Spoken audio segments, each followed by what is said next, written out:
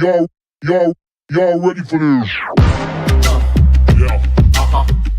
Yeah. Uh-huh. Yeah. Uh-huh. Yeah. Uh-huh. Yeah. Uh-huh.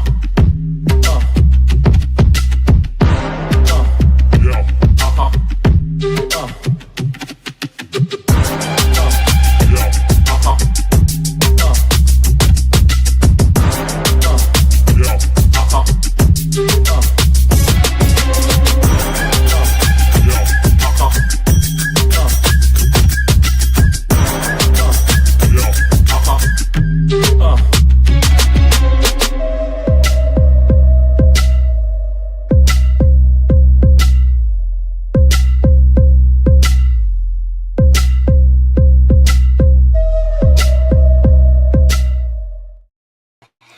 Hey everyone, welcome to RevTrev NFL, and it's fantasy football season.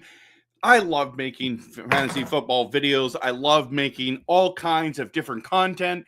And as you know, I'm a huge Green Bay Packers fan, but I love to do passionate, realistic, and honest content.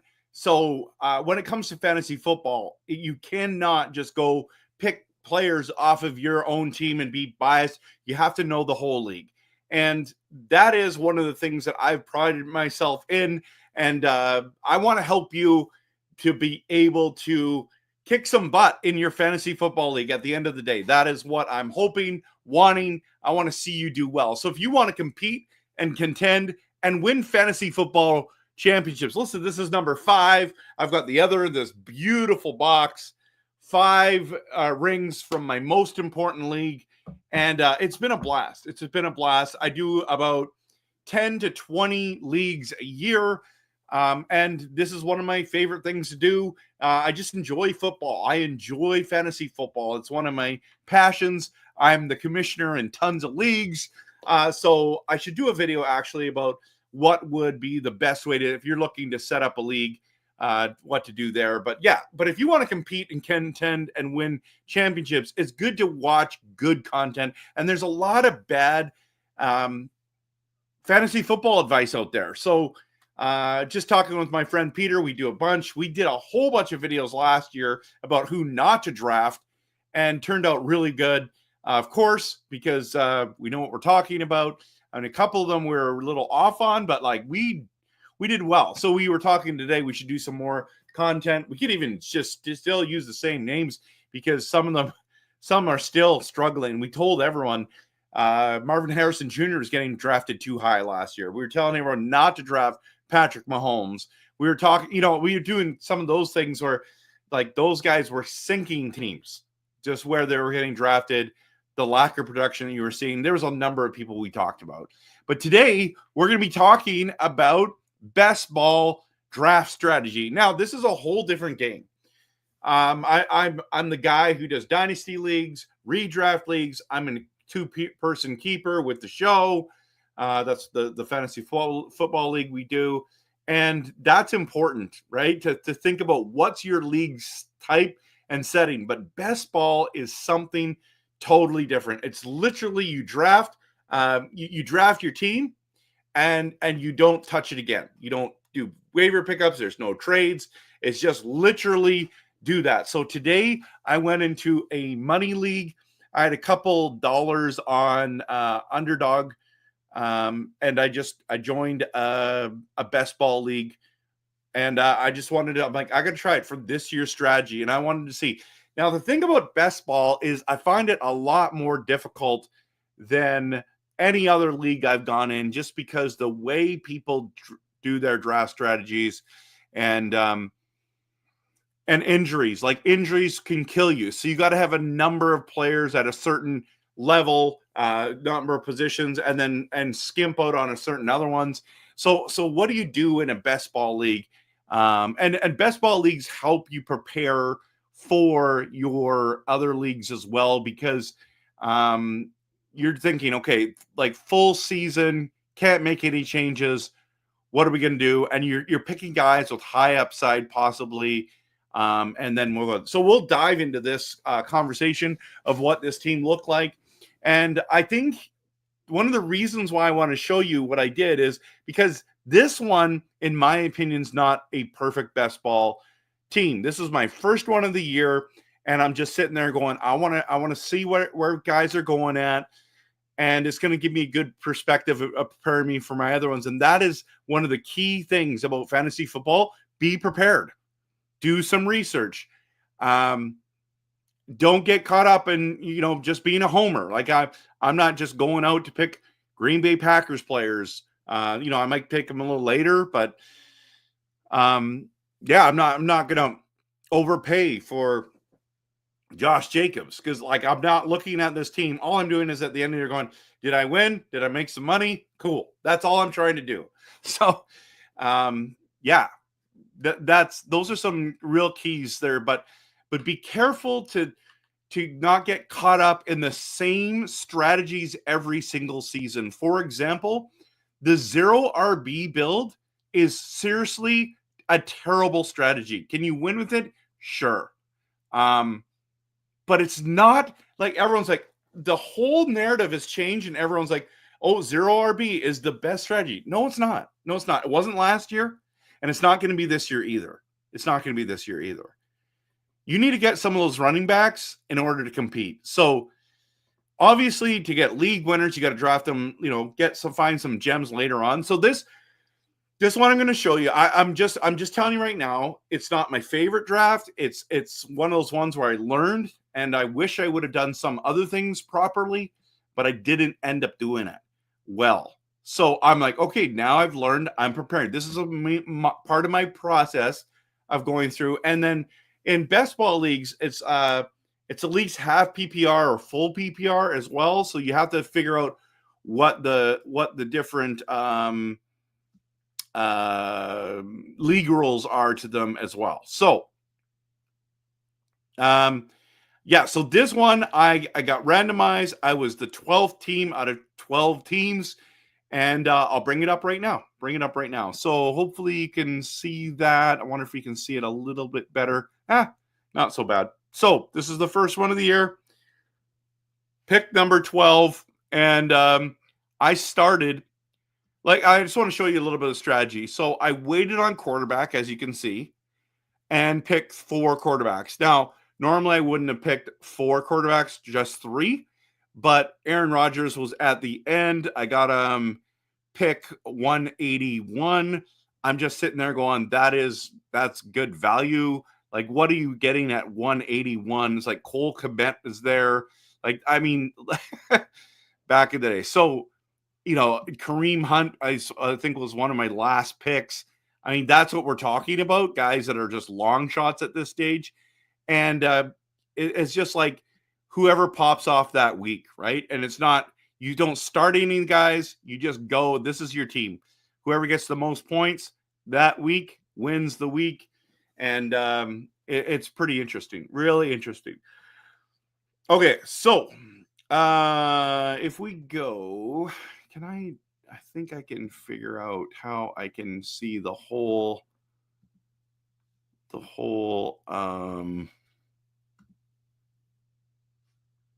I want to see the grid.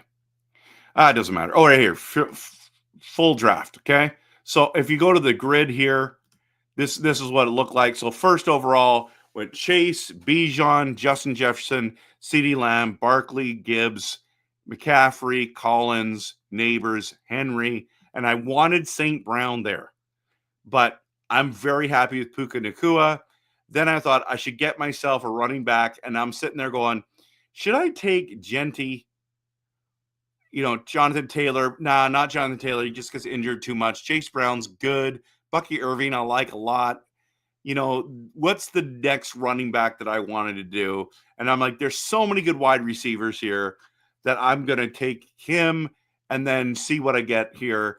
What I probably should have done, A-Chain is actually quite a decent player. He's quite a decent player if you look at it. So last year, A-Chain he played, how many games did he play? I think he didn't play that many. Let's see, season.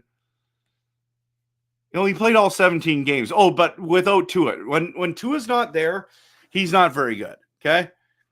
We know that, but he had 87 targets and 78 receptions. Guys, that is insane for a running back.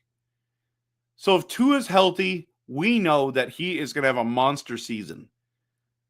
So let's just go like 78. Yeah, he was the number one running back with targets last year. He's the second in targets, number one in receptions. Like if you're playing a PPR or half PPR, that's a lot of points, everyone. That's a lot of points. Now, didn't have great production last year because Tua was gone. But like if you're looking at that right there alone, that was why I ended up picking him in front of everyone else. As much as I love Bucky Irving and Josh Jacobs, I picked A-Chain there in this format because of the targets and the catches. Because Josh Jacobs, as much as he's my guy in real life, where is he on this list for receptions? Like it's low.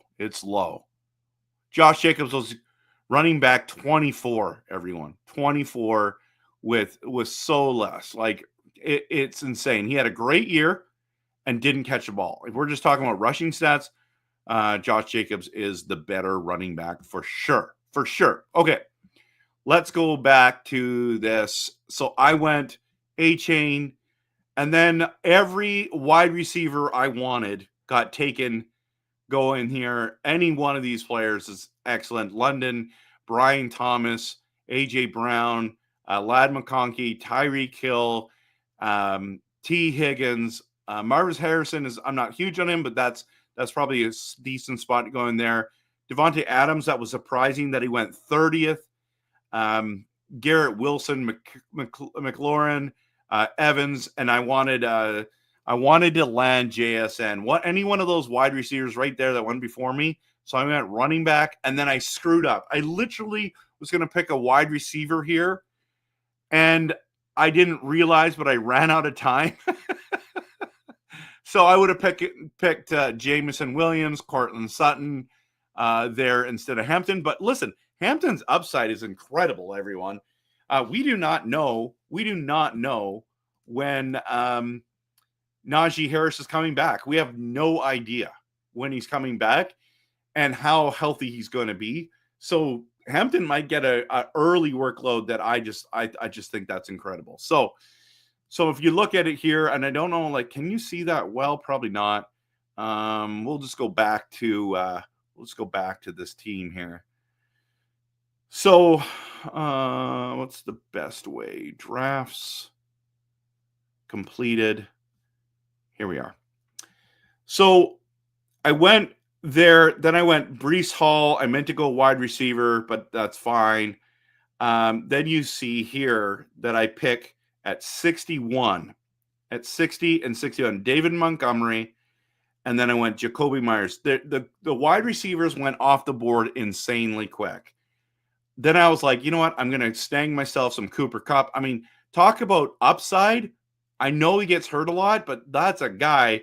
I got him 80. I got him.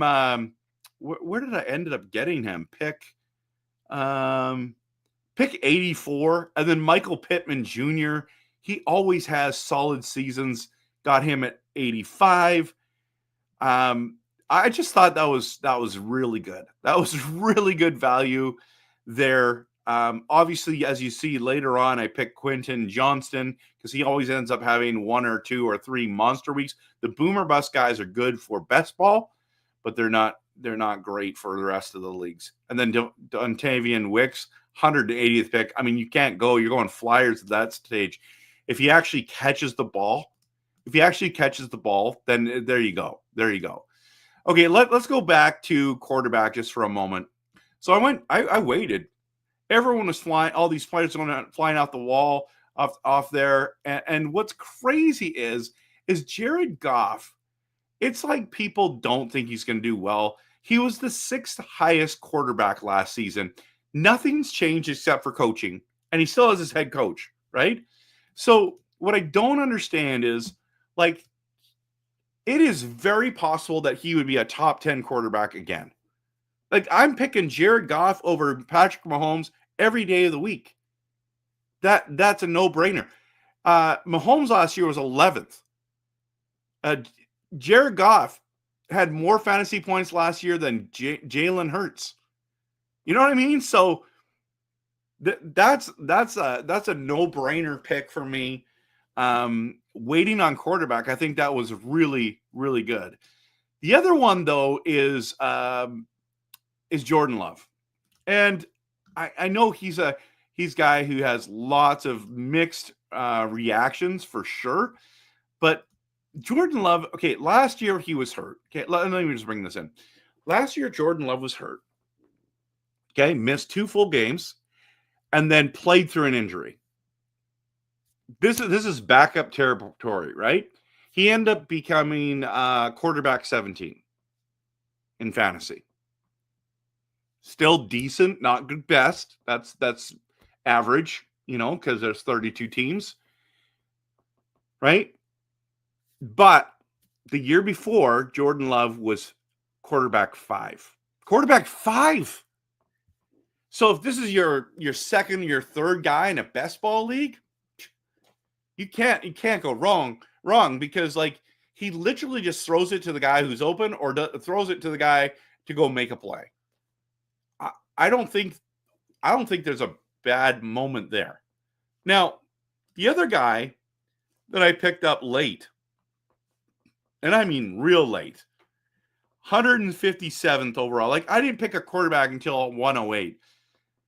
And then I picked 4 quarterbacks. Bryce Young, this is the crazy thing about Bryce Young. He was quarterback 20 last year, okay? And let's just go to his game logs for a minute. The last week, week 18 versus Atlanta, he had 36 fantasy points, everyone. 36. He was the number 1 quarterback in week 18. Some of you are like, well, lots of the starting quarterbacks are in the playoffs, weren't playing. Nope, they weren't. Okay, let's go to week 16. He had 27.1 fantasy points. He was the number 2 quarterback in that week. Week 16 against Arizona, everyone. Like, week 13 against the Tampa Bay Buccaneers, a playoff team, right? Was the 8th quarterback in the league. I just think if you're in best ball, that is a guy you want to be targeting. Get him that far back? Like, are you kidding? 157, pick 157. Wow. Now let's end this with talking about the tight ends. Okay, so Tyler Warren, I lost out on a bunch of tight ends. I was just about to select a couple, and I punted basically on tight end. But here's the thing about Warren. I think he's going to be better than Loveland. But when you're looking at last year, I got Juno Smith. Now I know he's not on Miami this year, but he was tight end 4 last year, everyone. Tight end 4.